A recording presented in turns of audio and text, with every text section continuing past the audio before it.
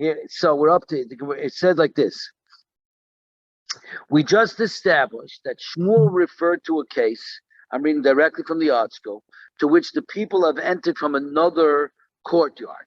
And that was the Chidush, that even though they picked themselves up, so they're no longer Kivua established, where you would say, Kol Kivua Kemechza Mechza Dami, everybody has an equal opportunity, so there is no majority, right? Everybody has their equal shot of going there. If you remember the muscle of the 9 stores and the 1 store, now your odds are all the same. But once you're on the move, now you're dealing with, like I said, the chefs, the merchandise. In this case, the people themselves are the merchandise.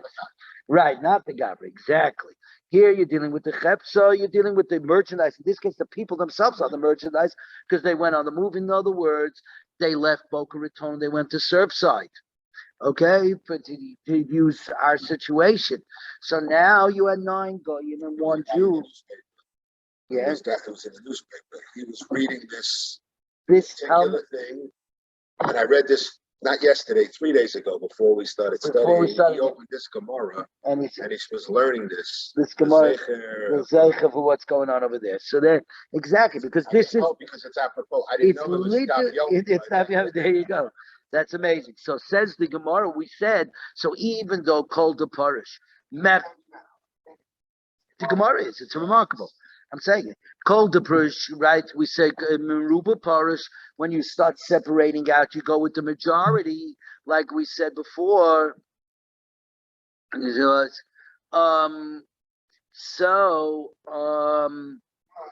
it says we don't follow the majority. So now, Aini, is that true that we do not follow the majority? We're in the right column on 84b4. Our case, 9 kusim and Jews who were in 1 courtyard, and a building collapsed on them. In that courtyard, we allowed to clear the rubble. Why? Right? If they're established, each one has an equal probability. But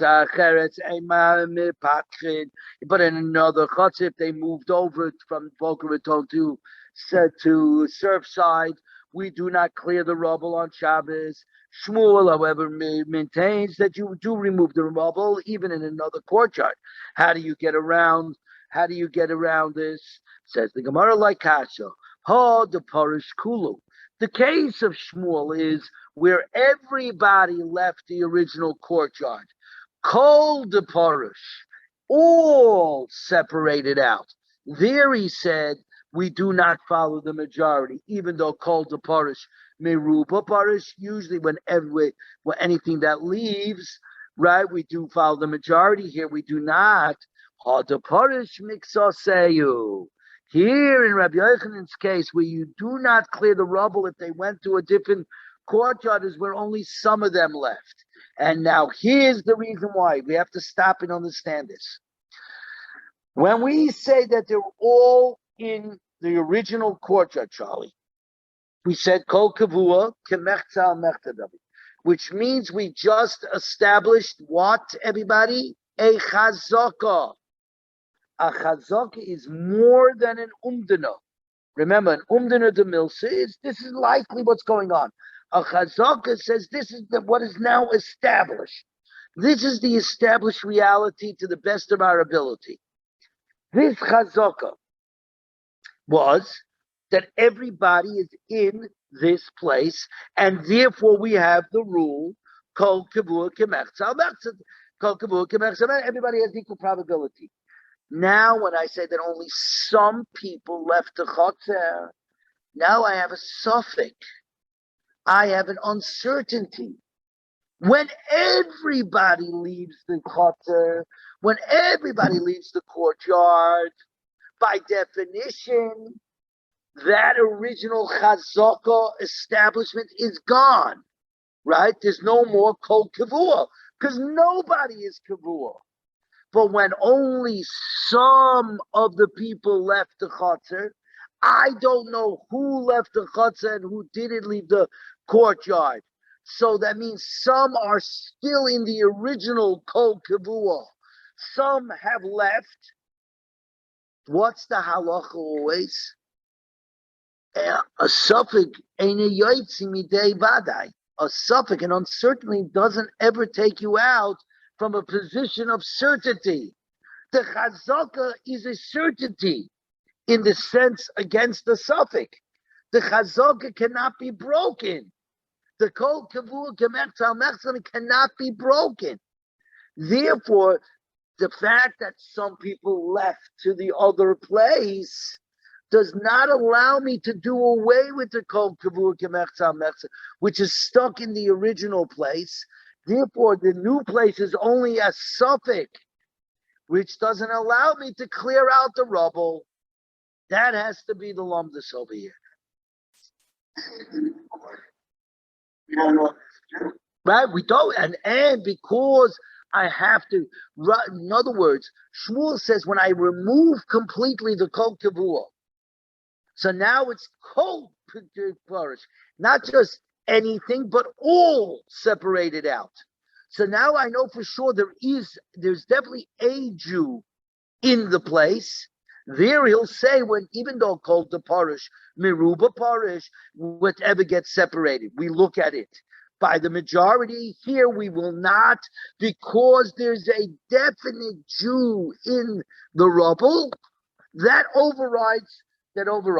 But where there is no longer a definite Jew, and the kol kavua al mechza is still established, because the chazaka demi kara, the first chazaka, is still in place, and a suffix cannot take you out of a vade, right? That makes an uncertainty can't take you out of a certainty, so you can't break the kavua, and therefore I don't even know if there's any Jew to be able to rely on things at the bottom of 84b4, right? So that's why we say hard to parish mixasayu, right? Hard to parish mixisayu, right? That's why Shmuel can't apply his leniency that says kol to parish meruba parish, except in this case. In this case of pekuach nefesh, we're not going to go after the majority, because I know one thing for sure: there's definitely a Jew in that rubble. Now I don't know there's an uncertainty whether there is any Jew in that rubble. And there is a certainty that there are Jews in the first chutzner, kol kavur kemechtal mechzadami. He can't break it. So in other words, this is always the point, that there is a legal underpinning to all of this. Even Shmuel saying that kol de parish, anything that separates, even though normally meruba parish, but here we're not going to go after the majority. That's because there is a definite Jew that's in that rubble. Now I can say, okay, I got Jew's life takes precedence. But where I don't have that, when that's an uncertainty against a certainty that I have already established, now I don't have anything legal to put the hook on. So again, no matter what, in all cases, including a case where we're superseding the law, there has to be a legal underpinning to the thing. And the legal underpinning is in saying that I could be doicha Shabbos, I could supersede Shabbos, I could do all of that, is where there is a definite Jew in the place. The moment you take away that definite and you're only left with a suffix, now you run into a problem. That's what this Gemara seems to be saying. So says the Gemara, Mi Amar Shmuel Hachi. Okay, with this we pretty much got through the difficult part, and now we can zoom down and start catching up on the daf. Umi Amar Shmuel Hachi. But did Shmuel really say this, that we do not follow the laws of majority in saving a life? In other words, we don't say kol de parish miruba parish. We say kol de parish when it comes to life. We go after the individual Jew. But now we learned in a mission in a city that has both Jews and Kutins, meaning what do you call in this case adulterers. If you find an abandoned child in the city, and we don't know whether he's Jewish or not, if most of the city is non-Jewish, he's treated as a non-Jew. Imroiv Yisrael, if majority of the inhabitants are Jewish, he's treated as a Jew. Mechza, if you split right down the middle, Yisrael, he's treated as a Jew. Va'omer Rav, and says Rav, Lo Yishanu Elolacha Yosai. This that we thought if most of the inhabitants of the city are Jewish, the child is treated as a Jew. That's only with regard to the rule that you have to sustain him. You can't let him live on the streets. With regard to ascribing him with pure lineage, no, meaning that he cannot marry, if it's a girl, she cannot marry a kohen. That would be the limitation. We're on yesterday's daf. Pei Hey Amid Aleph. 85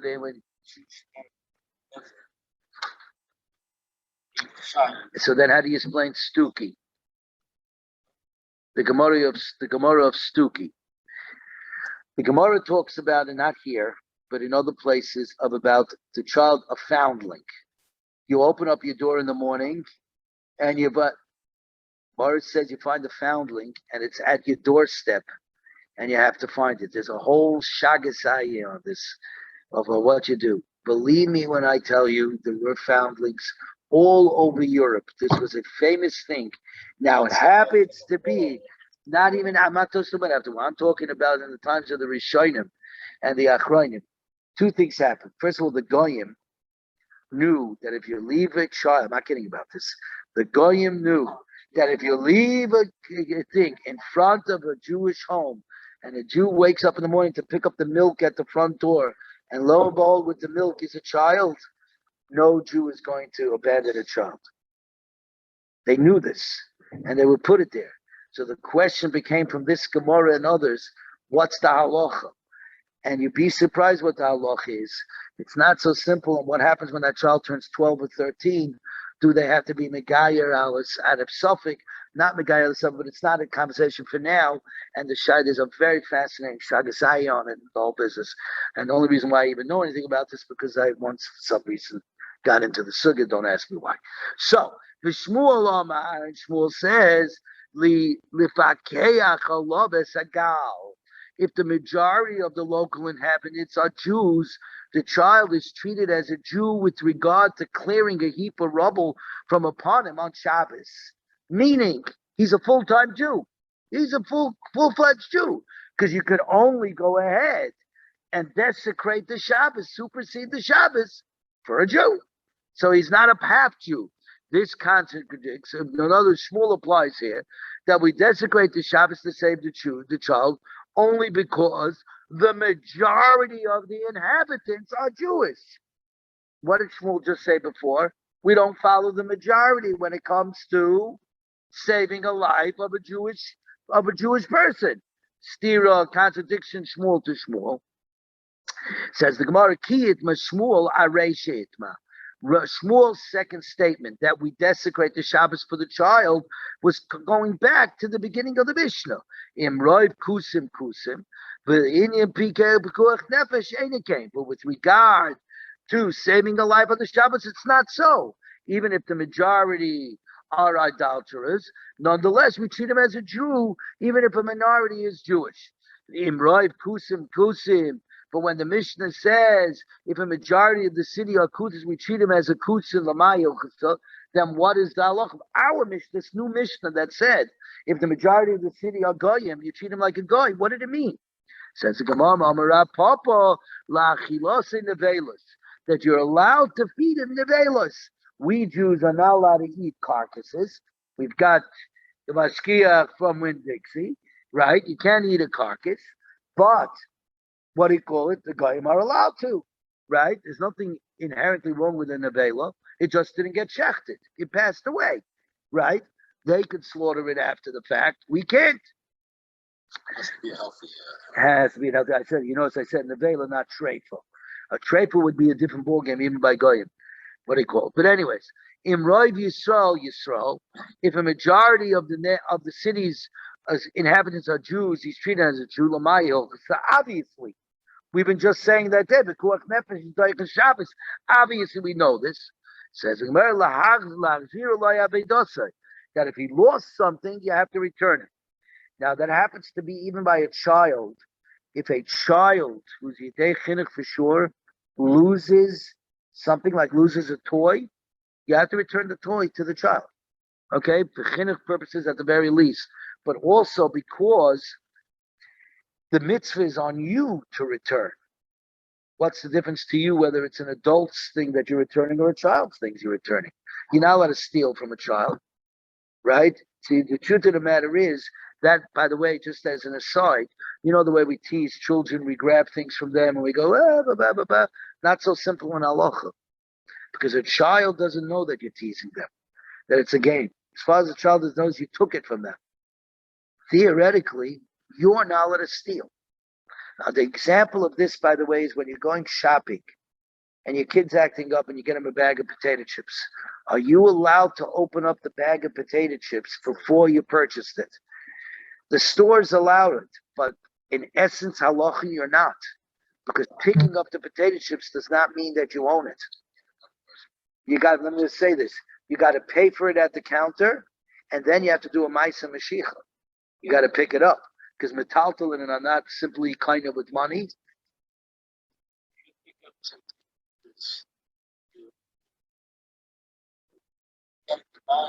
Right. So, that long. Go ahead. Yeah. You can just go and pick it up or something, or you're asking because it's even if you're putting it in your cart to purchase it, it seems that the halacha seems to say you have not yet purchased it, because the system is you have to pay for it and then you have to pick it up with a shopping bag, right? That is thing. Now, we don't go that way. Everybody goes ahead and gives their kid who's screaming a bag of potato chips, and you get to the counter and you say, here's the bag that I gave my kid, and everybody goes, fine.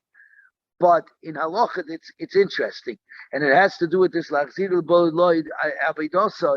with regard to even a child. That's the truth, because who owns that potato chips at this current time? You don't own it. When Dixie owned it. Yeah, did you open up something that belonged to somebody else at this point? Intention, say, Daddy, if I intend to buy, I'm allowed to move it to somebody else's house? Because I intend to buy it. Maybe I am, maybe I'm not. Who knows? No, that's the Kenyan Geneva, maybe. A Kenyan Geneva is a Kenyan. Remember, the Ganef is kind of what he owns. So a Goinef min a Ganef is a question. If you steal from a Ganef, is it a problem? Right? So, and we had it the other day. Remember, if a Ganef has something and then the next guy takes it, he only has to pay him back the firewood. Right, because and regurgitates. Remember the same idea. So, anyways, let's go further. Mechza al Mechza Yisrael, half and half are Jews and half are Goyim. What's the halacha l'may hilchasa? Amareish lokish l'nezikin for damages. Because here's the din: a guy only has nezek sholem.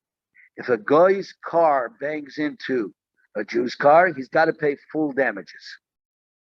A Jew, as we know, pays only half damages.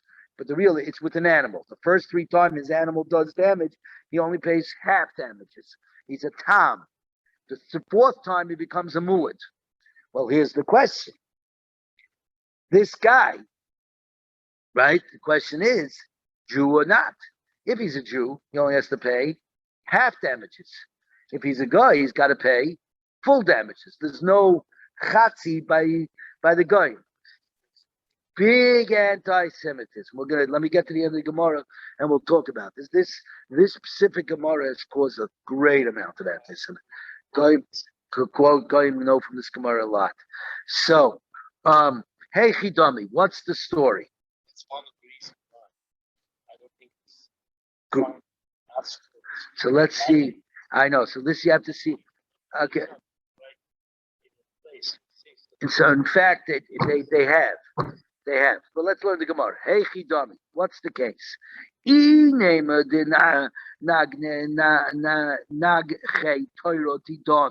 l'Torah day.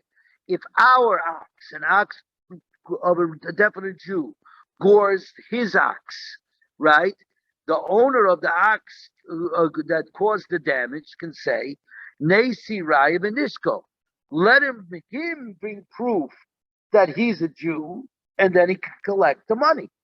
In other words, if you want to take money out of the hands of somebody, you have to bring the proof. The great strength of this is the Gemara in Baba Kama that begins what he call oiches betalis. If two guys are going after a cloak, and one guy is 6'5" and one guy's 5'5", and the 6'5" pushes the 5.5, and he grabs the talus, the halacha is possession is 9/10 of the law. You want to take it from me, you got to bring proof. The burden of proof is on the one who wants to be moitzi, the one who wants to take it away from the one who's the current holder. Who's the current holder over here? The definite Jew did the damage, said, listen, I'm only going to pay you half damages. Okay? Well, I'm not going to pay you any of the damages, right? You don't have to pay any of the damages.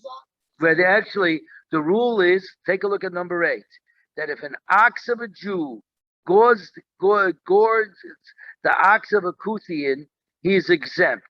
And if an ox of a Kuthian gores a Jew, he pays full damages, regardless of whether the ox was a tam or a muad. This is the one that my father is saying.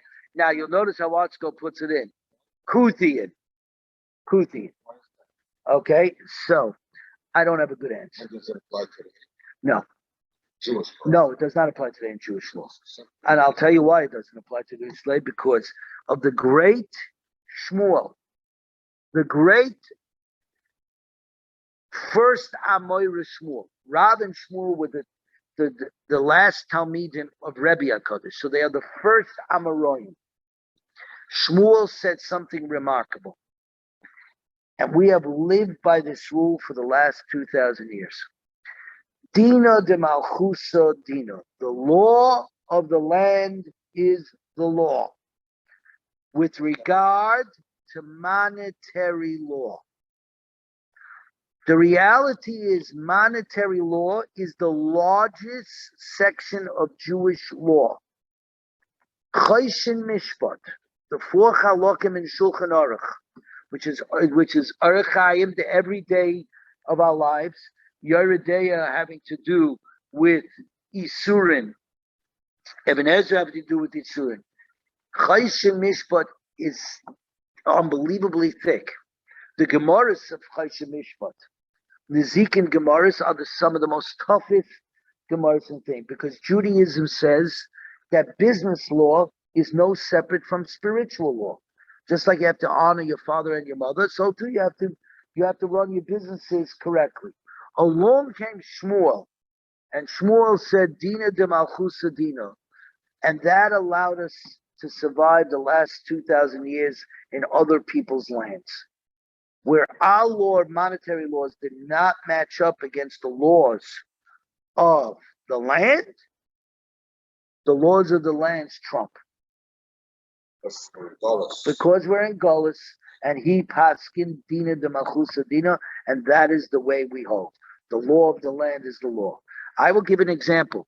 When I was in high school, and in New York, they were given the regions, which looks like it's on its way out, right? You remember the good old regions. So, let us just say there was a lot of cheating going on. Okay, and we'll leave it at that. Okay?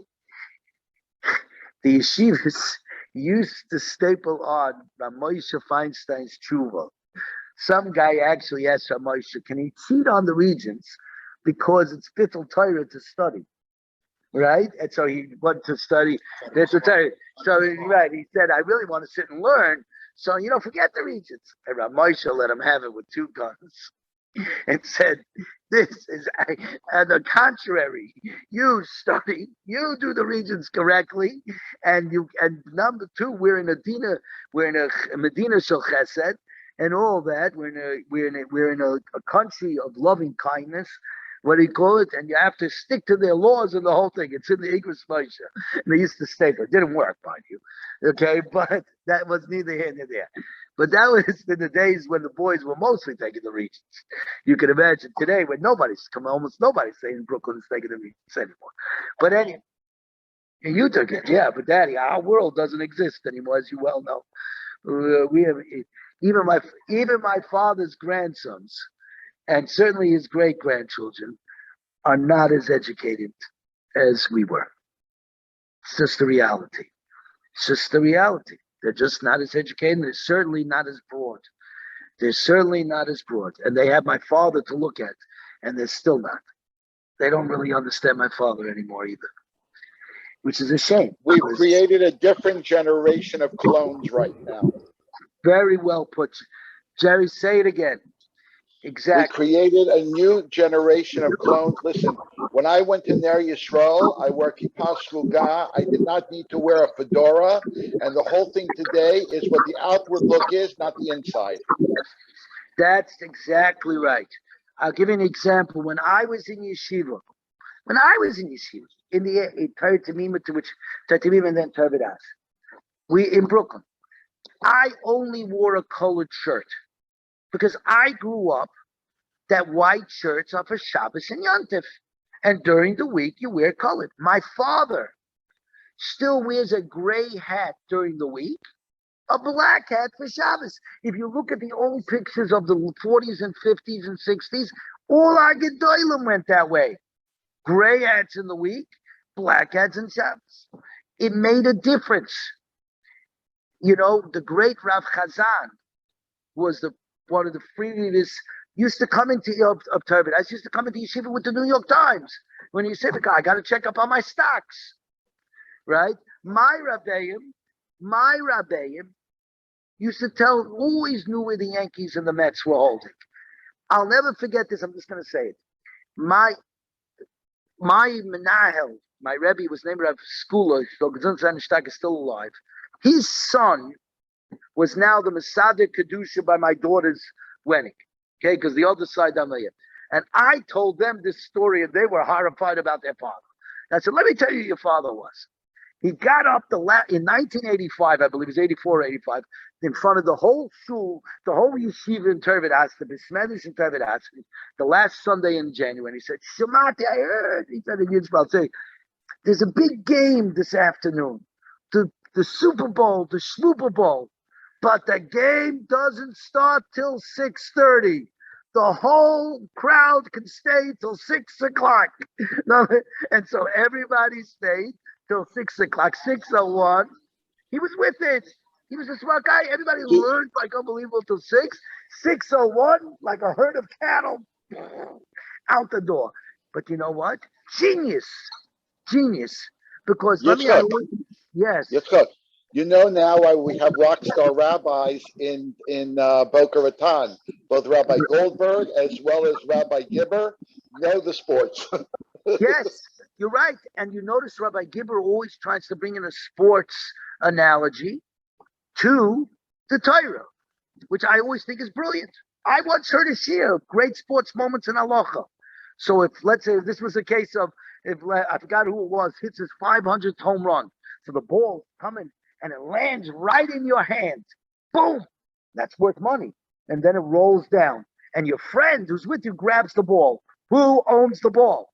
It turns out it's a Gemara. It's a machlokes. Is yad koina? Is a yad, is a hand, like Dalam, so it's kind of, or no, you didn't grasp it, so it's not, even though it fell into your chutz of your hand, that's not called possession, and the other guy got it. And I heard like 10, 15 of this. It's, you can see, I still remember it like this. It's great. It's great. It's the best way to learn. But today, as Jerry well put it, not only are we dealing with clones, we're dealing with people who are being taught not to ask questions. And that's a hard, terrible thing, because the Torah, as you can all see, is built on challenging and asking questions. So make sure your kids and your grandkids are asking questions. Let's get going. Jerry's absolutely correct. And Ner Yisrael is absolutely, because it was the last, when Torah B'das was already switching, Ner Yisrael was still holding the line. But Ner Yisrael has done it, and Shari Yosef in the 5 towns has also moved the goalposts. Yeah, the other side of it. Yeah, sure. Because I think you guys were saying, and I'll tell you something, what morality is today. That's the Okay, other argument. the only way to go about doing this is by putting bigger fences up, protect yourself. So let me tell you the only problem with that argument, and that is the argument. In 1800, 100% of Judaism was Orthodox. That doesn't mean everybody was Orthodox. You were either Orthodox or you weren't. But then, That's not correct. That's not correct, Yitzhak. That's not correct. That's not okay. correct. Napoleon, when I'm did going to tell you. Napoleon? Hello, in your Yeah, go ahead. Shalayim Delita, I'm giving you fact that only 20% were Orthodox. I'm getting to that. Wait a second, Jerry. In 1800, Napoleon opened up the ghettos.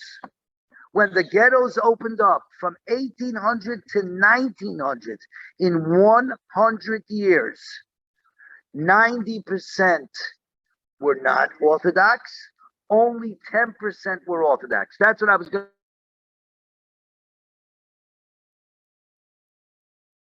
to do it. You beat me to it. It's exactly that. That it got, what do you call it? And how did that happen in 100 years? How is it that Napoleon opened up the ghettos and the Jews saw the world for the first time and our system couldn't withstand that? And you have to understand something. The yeshiva system was being established then. The Lodgen was being established then. The Chassam Sofer was establishing his yeshiva in Pressburg. What? The question, that's part of the answer, which, by the way, today is the same thing. Today, they want Mitziyonim yeshivas, and the guys who are just abandoning him, they don't have a place. That's the truth. That's a big problem about the elitism.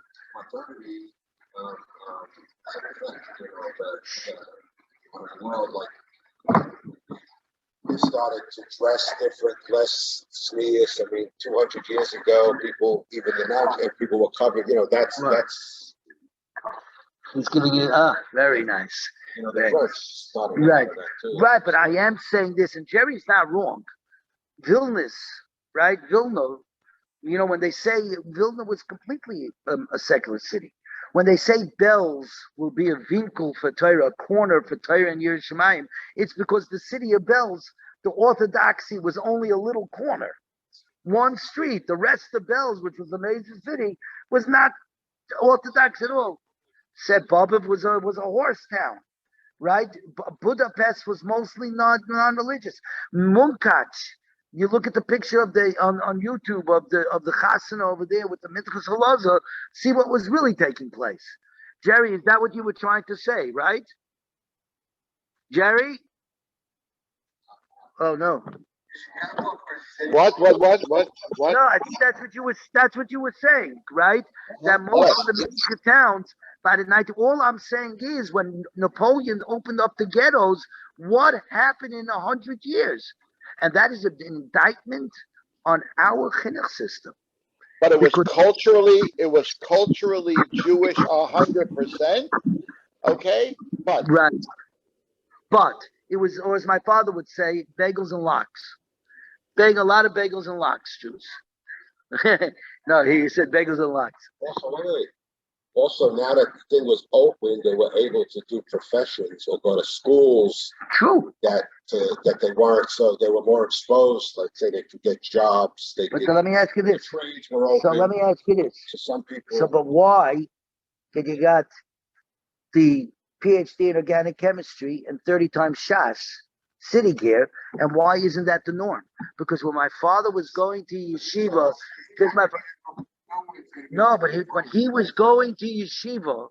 when he was going to yeshiva, that's what it was. He's got a whole bunch of friends.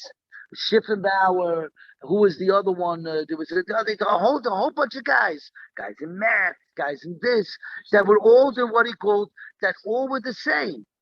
Milanowski, they were all professional guys, all sitting and learning, all took their wives to a movie, Matzah Shabbos, watch the Knicks in the early 70s with the Busher and the thing, and And I'm being serious here.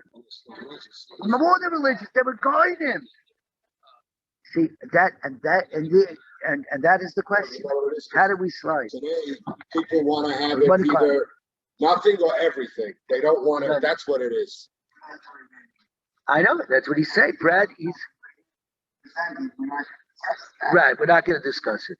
People don't want to go in the middle path. They want to have either everything. I want to be all black hat, or I'll be nothing.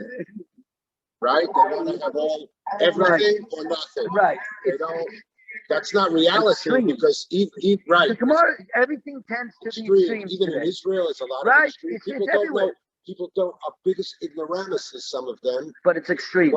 But they got payers down to the floor and they're singing and dancing. But they, You know something? Every generation, because I was in the, and I don't want to go into this because when we were in, I think in my generation, televisions were being introduced, and you have no idea. There were sifas and gatherings about television, and then color television came in. The Yetzer Hara is right now, and then Avodah Zarah, and then even air conditioning. Do we bring air conditioners in? We're making the kids too comfortable, and then luxus. You don't make sure the outside of your house doesn't look good, so that you're not sticking your finger in the guy. Inside it looks good. Remember that, right? And then the yeshiva shikar. What car do you drive, Brad? What kind of car do you drive? Okay, but if they were here in America, what kind of cars would they drive? They'd all be leasing new cars. That's what you do. You know what we did? My uncle, you couldn't put your feet down in the back seat because the floorboards were run out. I know, it's a problem. It's a problem. That's part of the problem of today. A Rambler, no? You remember when you did the Rambler and your tires, the tires came off the car? That what? Happy you felt it. Right? Now, we didn't have a TV. Only my mother was allowed to watch. That's the truth. But today, right? So we only Disney I was allowed to watch Disney Channel from 7 to 8 o'clock Sunday after Sunday. That's it. Yeah. All right. Anyways, let's keep going, guys. We're gonna be 2 dapper behind. No. Okay, here we go. We gotta go. We gotta catch up. Here we go. So here we go. No more. We got 15 minutes. Here we go. We're now pedal to the metal. Here we go. Okay. Here we go. Okay. Yeah. I'm trying to see. So we're on the Ezekiel. Hey, Chidami. If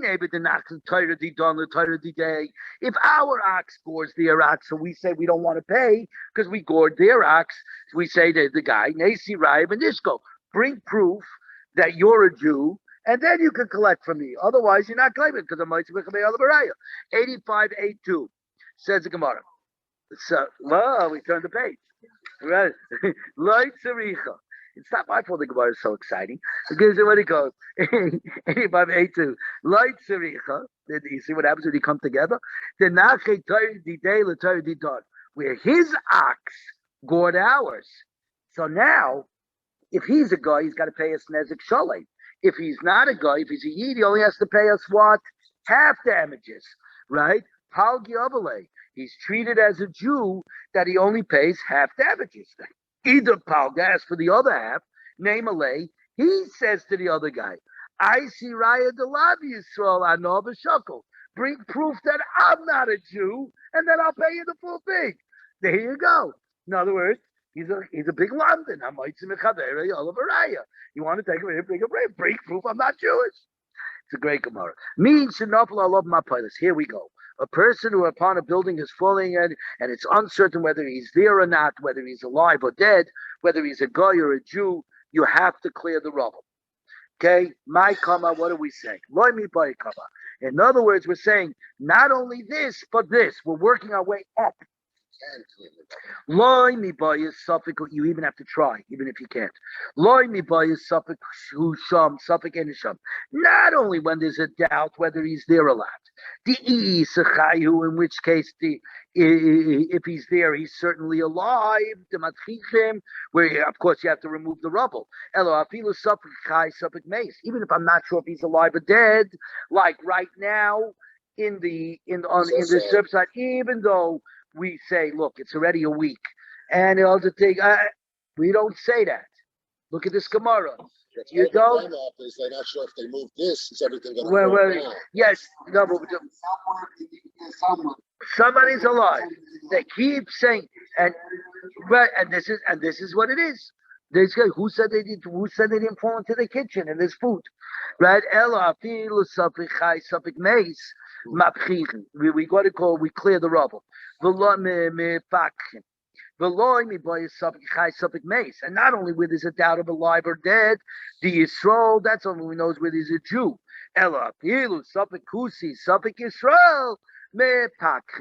We must clear away the rubble. By the way, the fact that the Gemara is using the word kusi, I think also goes to likely changed by the censors or whatever it is. A kusi, that's a very good question. If kusi is something used as an adulterer, kusi, or no, in this case, in this case, but really a kusi is this. A kusi were, they became converts because there was an attack of lions. There was attack of lions. Well, they were there because Sancheira brought them in. And after the destruction of the first temple, they left the land fallow. They say those today are the Shomrim who live in Israel. It could be. That they not. The Samaritans. Yes, they have some Torah. Right. But they're not real. So that is part of it. It's what happened was Sancheira relocated them into Israel. So what do you call it? The offshoots of them.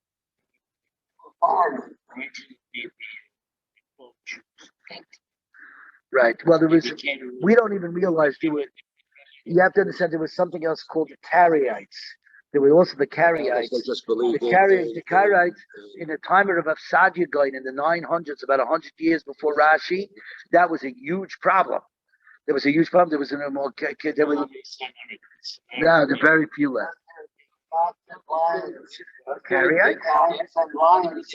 To decimate them. Really? Yeah, I believe that. I didn't even know that. I thought they were gone completely. Really? Look at that. Unbelievable. So let's keep going over because we said we're not going to stop. So here we go. If they find him alive, they continue to clear the rubble. If he's found alive, of course you're going to clear the rubble. What's the question? Says the Gemara, even if it's only a momentary extension on his life, that means you can extend his life by 5 seconds, clear the rubble. You're not to play God. That's not your job. The mace yanchiu, if he's dead, you leave him. Hanami pshita, obviously, because the body is muksa, there's no reason. Remember that muksa is only a dirabanan. Everybody remember that. Let me ask you something. Down there in Surfside on Shabbos, do they do extraction of bodies at all? Okay, if you find him, because you got everybody there. You got going working on it and all of it. But if they find a dead body, they bring in no. But the dead bodies are actually taken out by a different. If they find a body, the MO, the what's it called, the coroner's office is taking care of those. Right. So, light yeah.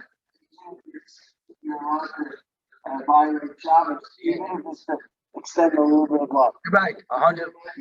It is exactly the idea. That's exactly what the Gemara is jumping on. So it says, come on. Someone is very, he's so sick. You could see that he's we're there. He died in 5 minutes. You're not allowed to touch him. You're not allowed to touch him. Because if you touch him, he could die And you have to know how. And you have to know how. It's a sensitive topic. So that is a very hard thing. So in other words, if your loved one is passing away, I was in that situation with my mother. So. CPR, where you think you can save him, but we're talking about somebody that's terminally sick, somebody that's terminally sick, and whatever it is. The truth is, it's very hard when somebody passes away in the house and you know they're going. My father went to say goodbye to my mother probably 5 minutes before she passed away, but didn't know. He walked out of the room, and then she just, about 30 seconds later, the nurse said she just slowly started, then stopped. It was like they were waiting for him to come to say goodbye. But the rule is on those cigarettes is you're not supposed to hug, you're not supposed to touch because the pressure could do it even then. So, anyways, to go further. So it says the Gemara, Hanami Pshita. This rule is obvious. Obviously, if he's dead, you're not allowed to move it. We need it for Rabbi Yehuda ben Lakish. The Tanya, we say, we do not rescue a corpse from a fire because it's muksa and it's forbidden to move on the Shabbos. Rabbi Yehuda ben Lakish, Shamati, I heard, that you're allowed to save it to the corpse of the fire. Now, it's not for the corpse. It's that the living are going to see that the corpse is going to get burnt up, and they're going to run in and try to put out the fire in order to do it. So removing the corpse is only a midrabanan because it's muksa. Putting out the fire is a diaraisa. So that's what it is. And that's what the Gemara is going to come say over here. So you see from over here that just as Rabbi Yehuda ben Lakish permits removing a corpse on the Shabbos to save it from a fire, so he would permit removing on Shabbos from the rubble a dead body. Says the Gemara about Pila Rabbi Yehuda ben Lakish loy kama. He doesn't say his halacha about the removing it from a fire. Let's do that. Because a person goes crazy on the possible loss of his relative's corpse. Because if you don't remove the body, he's gonna he's gonna extinguish the fire. Here in the case we do not permit him to move the corpse from the rubble. What else could he do? Right? There's nothing else that could be done over here. There's no biblical transaction. What? Yeah, you're not allowed to pull out the fire. You're allowed to remove the body, extract. And what people, we're not talking about people. No. In the case of people, if you have sick people or children that cannot get out on their own, of course you extinguish the fire. If there's nobody in the building, then you let the fire and you put water around the building. You're not allowed to let show the building. You have to lose the building. Nope. It's extraordinary design. No. If the fire department comes, they could do what they want. Yeah. They're going to put it out where I can tell them or not. Right.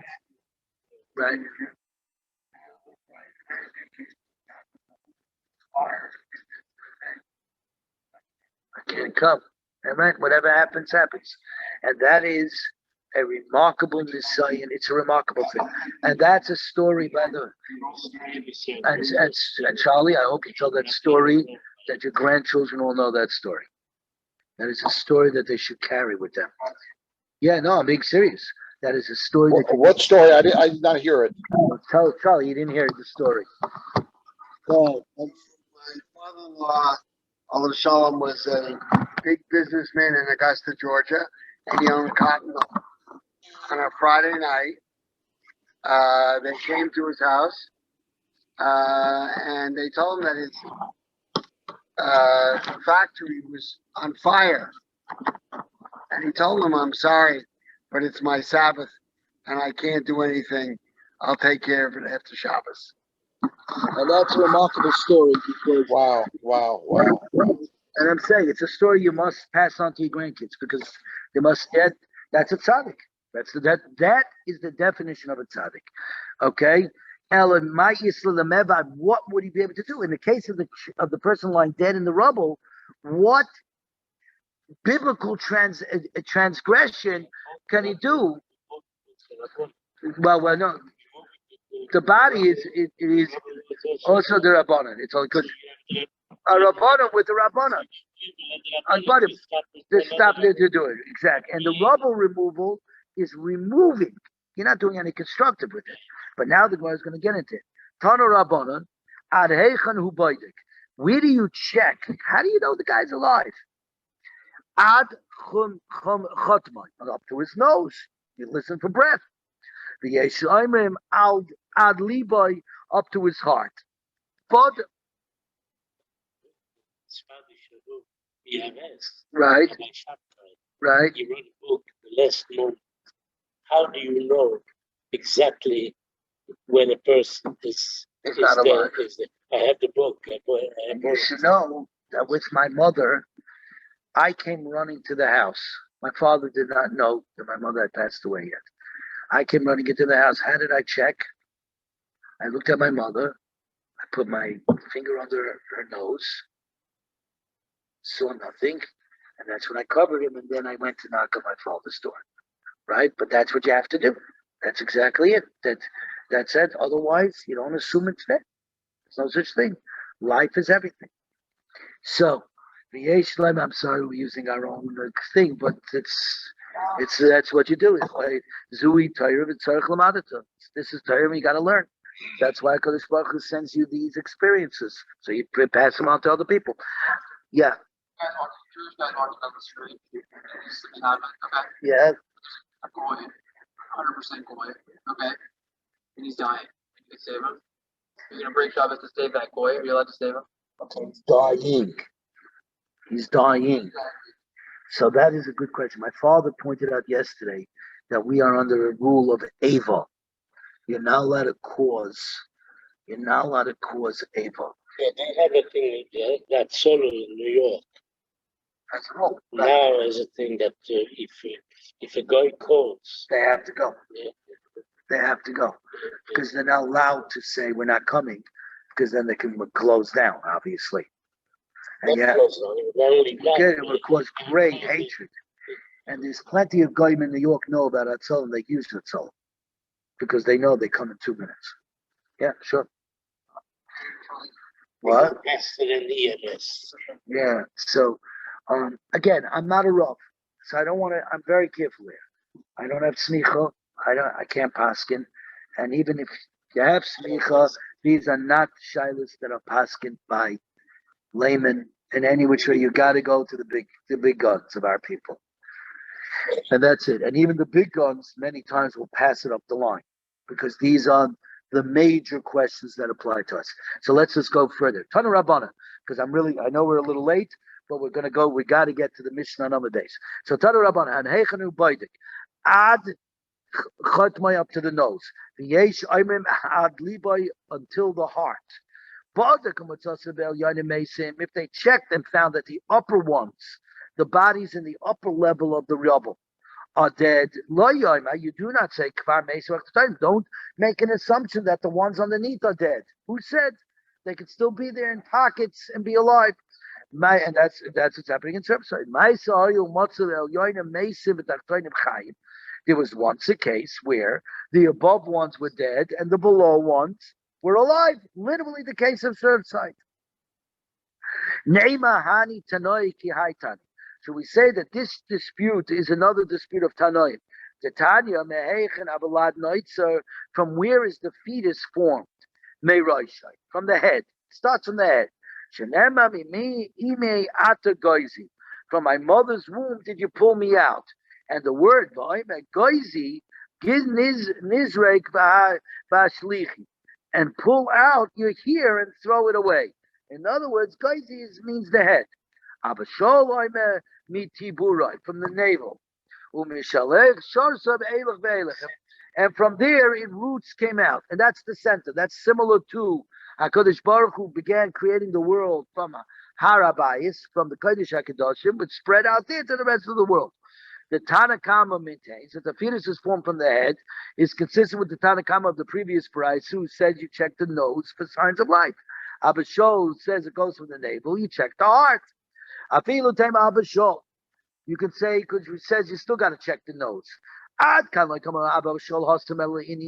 Talking about life. that life is formed from the middle. The whole midi, mita. Everything is formed from the middle, from the core, and then the pieces are added. And like I said, this has to do with the creation of the world as well. Regarding saving a life, the ikal, the seed of life, is the nose, the breath. Nishmas Adam is the breast. Iksiv. Kol Hashem. Nishmas Ruach Chayim B'Yapov. All in whose nostril was the breath of the spirit of life. That's what we said. HaKadosh Baruch Hu breathed into the nostrils of Adam Arishan and gave forth life. Over at Papa. Machlokes mimata lamala. Yeah, that's Matthews. Amar Papa machlokes mimata lamala. The dispute is whether we check from the bottom of the body towards the top. When clearing the rubble exposes the body from the feet towards the head. That's what we're saying, right? We're on 85A4. If clearing out, you go from the top and you expose the top of the body before the bottom body, the nose first. Once you check by the nose, and he's not breathing, you don't do it. So it's how the body got exposed. We're on 85A4, and now we've been taking it for granted, guys, that we're 85A4. Because Charlie wasn't here to ask any questions. So we've been saying it as a given that Pekuach Nefesh is Doiches HaShabbos. Pekuach, saving a life, supersedes the Shabbos. We haven't asked, how do you know? Now the Gemara comes around and says, by the way, having now discussed this for the last 2 pages, how do I know? So says the Gemara, they were going on the road. Rabbi Shmuel, Rabbi Akiva, and Rabbi Eliezer. V'levi asada Rabbi Shmuel, Benoish Rabbi Eliezer, Ben Azai Mahalchin Achra, Rabbi Eliezer, Rabbi Levi, the organizer of Barisis, and Yishmael, the son of Rabbi Eliezer, were following behind. And the following question was asked: how do we know that saving a life overrides the laws of Shabbos? Rabbi Shmuel said, this is how we know. It says like this: if a thief is discovering while tunneling in, the rule is if somebody tunnels in, okay, you're allowed to kill but not be killed, because any thief that comes in the middle of the night is afraid of being caught, and so therefore his intention is to kill the victim if he's found out. So in other words, you're allowed to save a good defense is a good offense. In other words, the rule is the moral thing to do is kill and not be killed. Okay? There's no such thing as turning the other cheek. That's fair. That's dumb. Right? The moral equivalent in the Torah is, as we're going to see, it's the umaz. That's just safek alamam and ba, safek alam just bus. Now this guy tunneling in, the thief, it's uncertain if he's only coming for money or if he's coming to kill. If he's coming to take a life. Ushvichas domin, and killing, shedding of blood. Mitames haaretz contaminates the land. V'goyim l'shchina shenistakam Yisrael, and causes the shchina to depart from Klal Yisrael. Still, niten lahatzel b'nafshay. The owner of the house has permission to save himself at the cost of the thieves' lives. Certainly saving a life, which is definite. We got a definite situation over here. What do you call? Supersedes the Shabbos. Then Rabbi Akiva spoke up and says, I'll tell you where we learn it from. If a man shall act intentionally against this man to kill him with guile, from beside my altar you shall take him to die. Here's the rule: that if a person kills and runs to the Mizbeach and hangs onto the Mizbeach, specifically a Kohen is now doing the Avodah.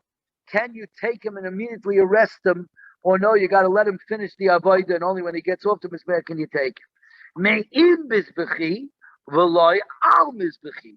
From besides my altar, when he's a begal to begin his work, you can take him away to be tried. but not from upon my altar. If he's already begun serving, you wait until he finishes and then you arrest him. Says the Gemara, that's only with regard to cases to be put to death. The kohen who's already begun to do the avodah is not to interrupt, but is allowed to complete the service.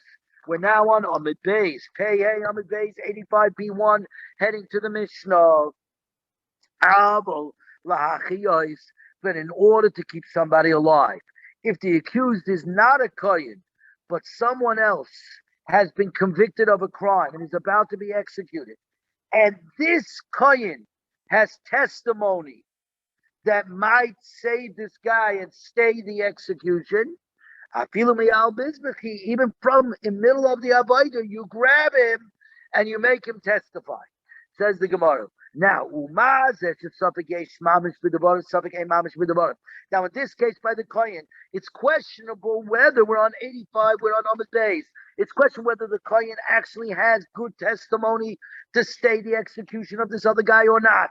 Still, what do we do? Shabbos, and the avodah in the Beis Hamikdash supersedes the Shabbos because every Shabbos we do the avodah and we slaughter the carbon tamid and the musafim, and we still allowed to do it. And yet we interrupt the kohen in the middle of his avodah to possibly stay the execution, save this guy's life.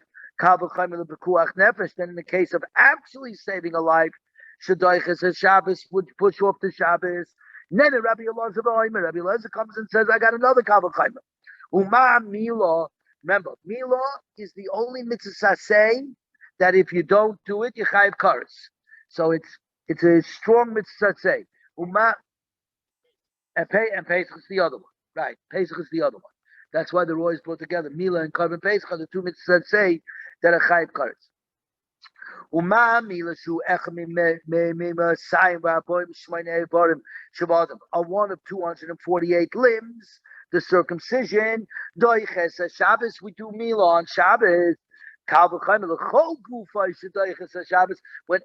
When his entire body is in danger, you die for the Shabbos.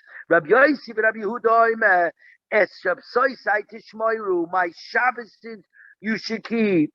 Yochel. I might think that this commandment means not to violate any of the laws of Shabbos in all circumstances, even when a life is in danger. Talmud Lama Ach.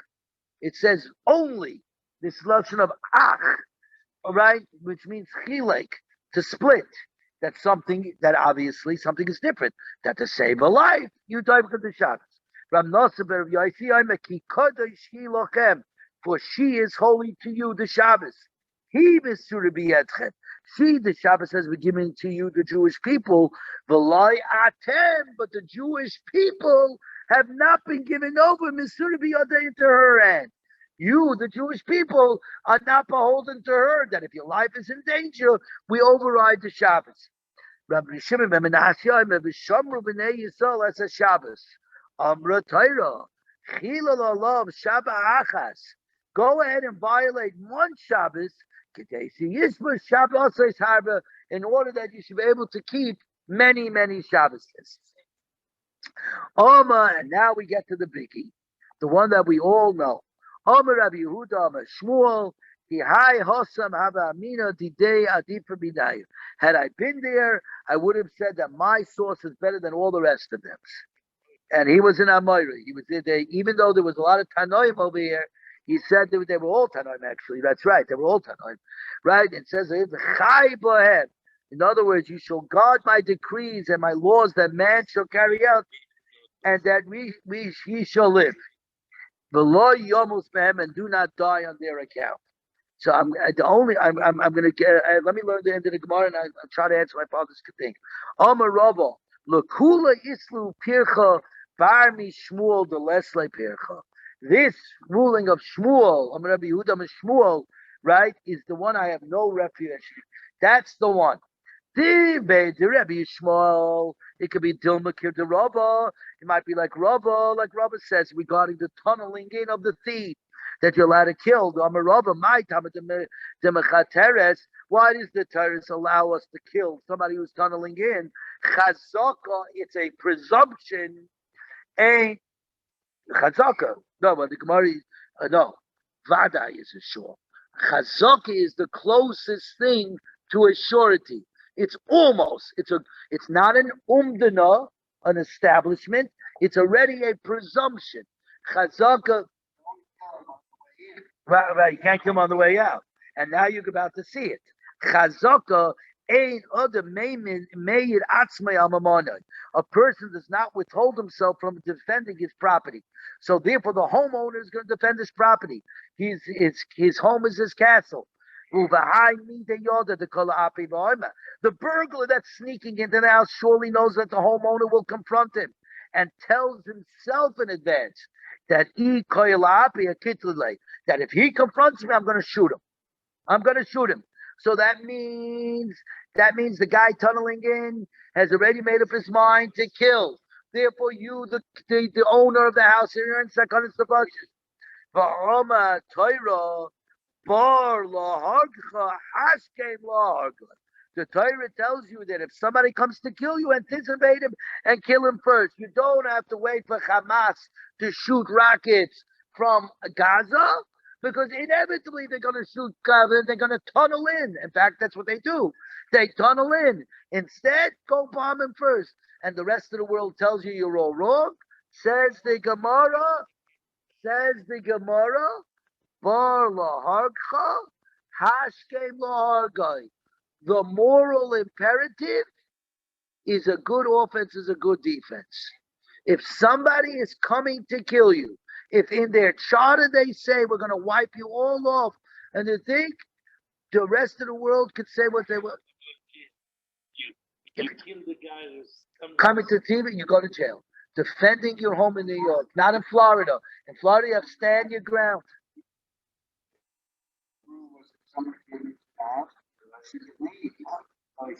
You should not try to confront them, because you would also get arrested. Now they changed the law. Somebody comes into your house. If you can prove that he was going to ready. He's black, big problem. Well, except in Florida, stand your ground. And that's why we love DeSantis. Okay, but you have to see how far this how far you can take it. And according, since we assume that the thief is definitely going to come and kill if he can't count you, suffix we know there is no suffix. Same thing over here. By the way, there's an halacha, there's a psak. I forgot which road. There was somebody that was taking a shortcut in Eretz Yisrael, and he was driving to get off the highway. There was a ramp, a short ramp that went down. He would take it up. He would take it up like this. They paskined that he is a din of a roidiv, and in fact, you're allowed to kill him. He went the wrong way. Yeah, he kept going the wrong way. So he's someone chas v'sholem. He's good. They called him. They said he's a roidiv, and that Allah was on the south side of on the highway. Supposed to be On the north side, and they said that the halacha was, and this is recently passing, that he has a din of a roidiv, and that theoretically you're allowed to kill him.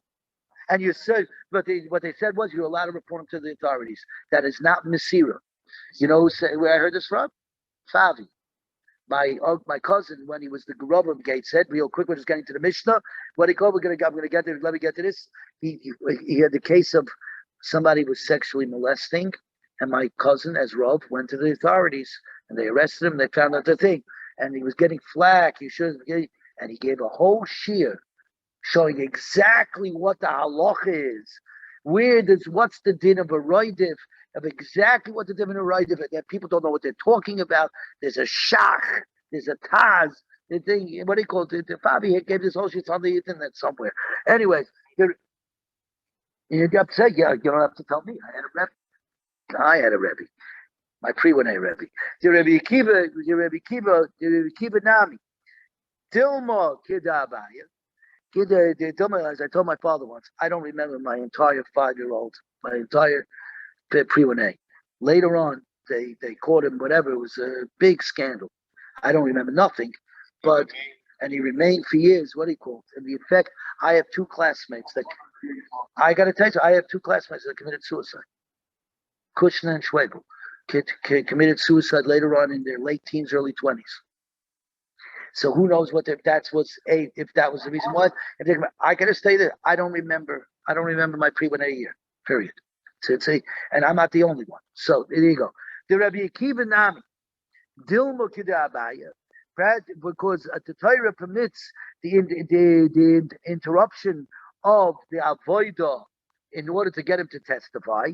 The Amar Abaya, Masin and Zuga de Rabbanan. We send a peer of Torah scholars to accompany it.